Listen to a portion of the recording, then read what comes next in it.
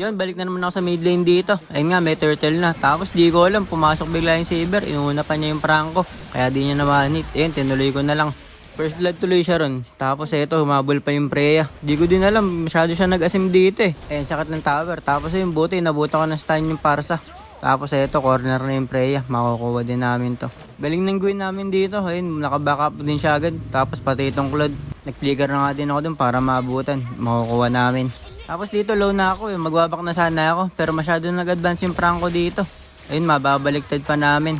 Galing din talaga ng Gwen dito. Sakto pa yung ulti niya. Tapos sa amin pa yung turtle. Tapos eto, bakbakan naman sa top. Ayun na nga, naunahan na nila yung Melissa doon. Tapos eto, maabot ko yung Parsa dito. Kaso biglang susulpot tong Harley. Buti na lang, naunahan ko na yung Parsa doon. Ayun, matetrade din ako. Pero good trade na rin dahil makukuha pa nila tong Harley. Ayun na nga, nakakabawi yung Saber namin doon. Eto nga, turtle fight na naman. Nakuha na ng Saber namin yung turtle doon. Pero lumaban pa sila. Ayun, nabang ako dito yung Harley para makombo ko na. Mayroon kasi targetin yung Franco, pati itong Freya. Masyadong makunat eh. Yun nga lang, matetrade din yung Saber namin doon. Pero makukuha din namin itong Freya. Kaya okay na din. Balik tayo dito sa top. Mahultihan ng Freya yung Harley. Kaya yun, maabutan ko dito. Yun nga lang, matatapakan ko yung bilog. Kaya yun, napasobra ako masyado doon. Dalawahan pa kami. Tapos ito, nag-aabol pa rin sila. Makukuha pa yata nila yung Rapa. Galing ng Franco dito. On point yung mga hook niyan. Ayun na nga, naisahan pa din ako dito. Galing sabay flicker. Huli na naman ako dun. Eto, turtle fight na naman. Makakakuha na nakap din. Makakuha na namin yung turtle. Nalulugi sa retryan yung Harley. Tapos yun, makakuha pa kami ng dalawa dun. Yun nga lang, matetrade yung Saber namin dito. Pero mag-isa na tong Freya, kaya pinlikeran ko na rin. Para ma-stun ko. Baka kasi mabuhay pa siya dun eh. Baka makapag-dash pa. Tapos dito, di ko na mamalayan na isang mabilis na pala ako ng Melissa. Makakuha ako dun. Tapos dito, kakabuhay ko lang halos. Pinlikeran pa ako ng Franco. Huli na naman.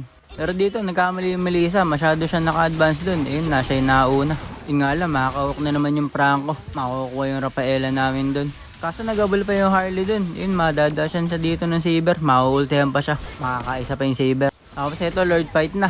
Isang mabilis yung Saber namin dun. Kaya wala kaming laban sa retry. Makakuha ng Harley yung Lord. Mabubogo pa kami na itong Freya. Kaya di na matulungan yung Gwen dun. Mapipitas din. Di na din sana kami mag-ahabol dun. Dahil lugi na nga kami. Pero humabol pa dito yung Melissa. Pati yung Harley. May burst potential ako. Kaya yun, napitas ko pa. Tapos dito, respond na yung Lord. Naabangan ko dito yung Melissa nila. Mapipitas ko. Masusunod tong Freya. Aabutin din yung Parsa. Kaya nung Lord fight, lamang na lamang kami dito dahil tatlo yung wala sa kanila. Nag-try pa rin naman kumontes ng Franco, pati yung Harley.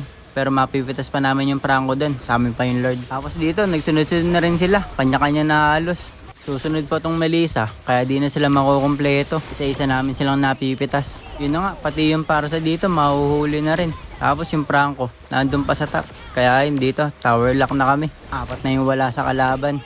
Kaya kayang-kaya na namin tapusin. Galing ng mga kampi ko dito, lalo na yung Guinevere. Props pa din sa Franco. Ito nga din pala yung mga build ng mga kampi ko. GG.